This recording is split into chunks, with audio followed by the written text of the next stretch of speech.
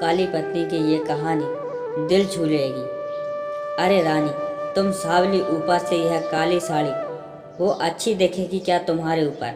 पहले ही तुम्हारे रंग को देखकर लोग ताना मारते हैं। पूरब रानी को बोला, देखो ना पूरब, मैं बोलती तो कहती, सास बोलती रहती है। हमेशा ऐसा लगता है जैसे कौवे को काला टीका लगाया हो।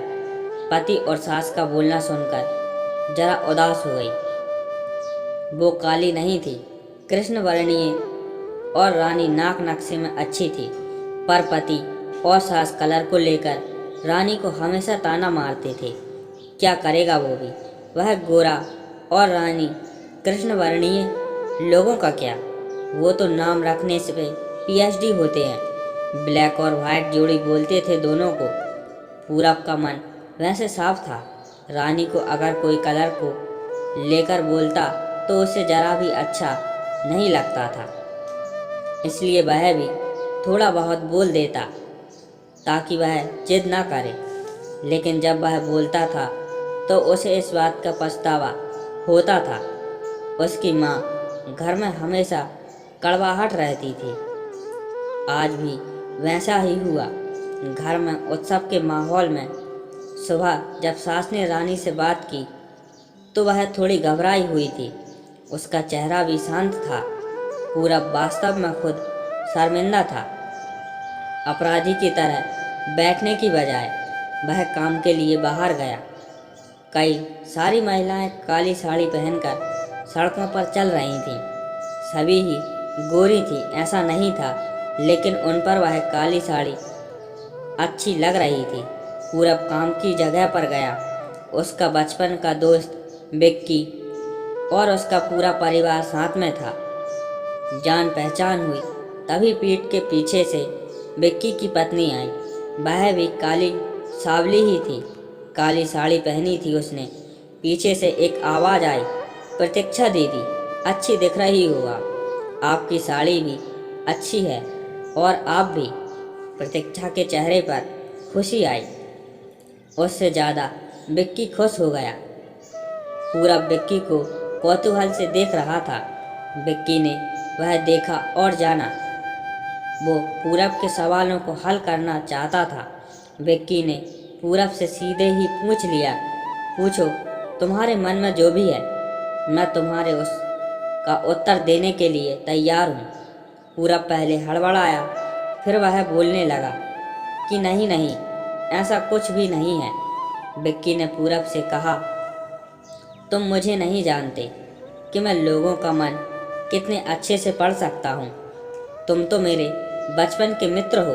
तुम्हारे मन की बात भला मुझे कैसे छुपी रह सकती है? विक्की आगे बोला, चलो ठीक है, तुम्हारा सवाल भी मैं ही बता देता हूँ।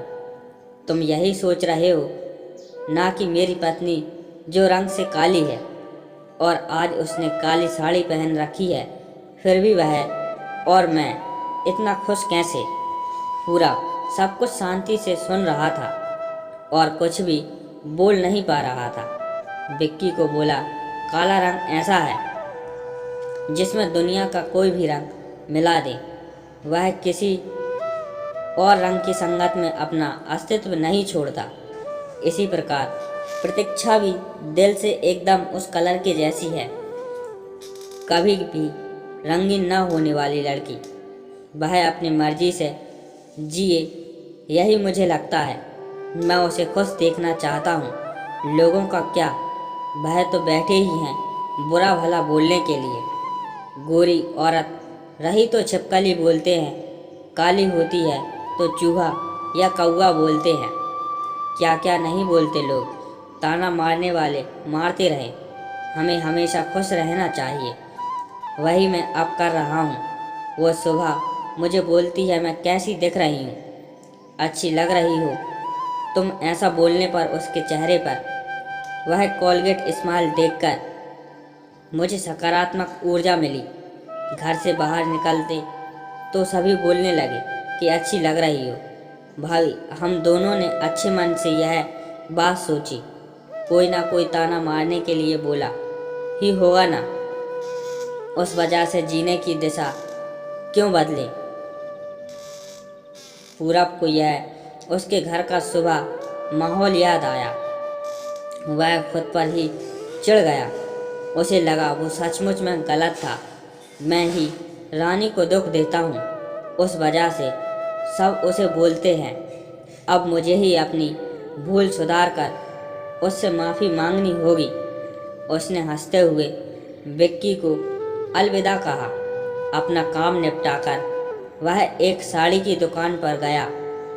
रानी के लिए उसने एक काले रंग की साड़ी ली और घर गया। घर जाने के बाद रानी शांत बैठी थी।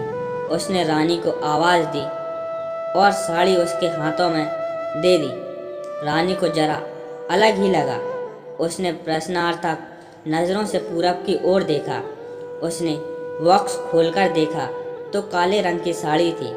रानी, मैं लाया हूँ तुम्हारे लिए यह साड़ी, आज पहन के दिखाओ, कैसी दिखती हो तुम।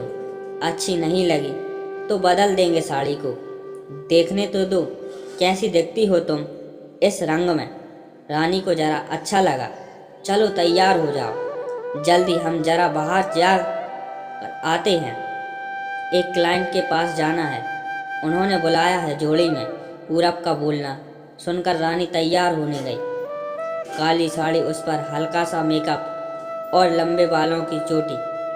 पूरब भी क्या, पूरब की माँ भी रानी को देखते ही रह गई। पूरब बोला, रानी सॉरी। हाँ, अरे लोगों की बातों में आकर मैं तुम्हें हमेशा बोलता रहा और खरा सौंदर्य किसमें है यह मैं भूल गया था। रंग दो ही हैं, यह जानकर फिर जीना छोड़ दें क्या, अपनी खुद की पसंद छोड़ दें क्या। तुम्हें काले रंग की साड़ी पहनना बहुत अच्छा लगता था ना, पर मैं हमेशा तुम्हें टोकता रहा। अब मुझे समझ में आया, किसी भी रंग में रंगते वक्त मन साफ हो तो खूबसूरती निखरती है। तुम चाहती हो वैसे ही जियो, मैं कभी भी तुम्हें नहीं बोलूँगा। और हाँ, सचमुच सुंदर दिखती हो तुम, तुम्हारे रंग पर अच्छा खिलता है यह काला रंग। रानी के चेहरे की लाली और भी ज़्यादा बढ़ गई थी। यह बात सुनकर शर्मा कर वह पूरब को बोली, क्या आप भी। पूरब ने रानी का मुस्कुराता हुआ चेहरा देखा और उसके बदले हुए विचारों से पूरब खुश हुआ।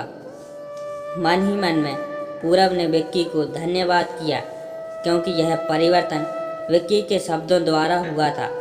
खूबसूरत दिखने के लिए खूबसूरत दिखना जरूरी नहीं है, बल्कि खूबसूरत सोचकर होना जरूरी है। इंसान का अगर मन सुंदर है तो इससे कोई फर्क नहीं पड़ता कि वह किस रंग का हो।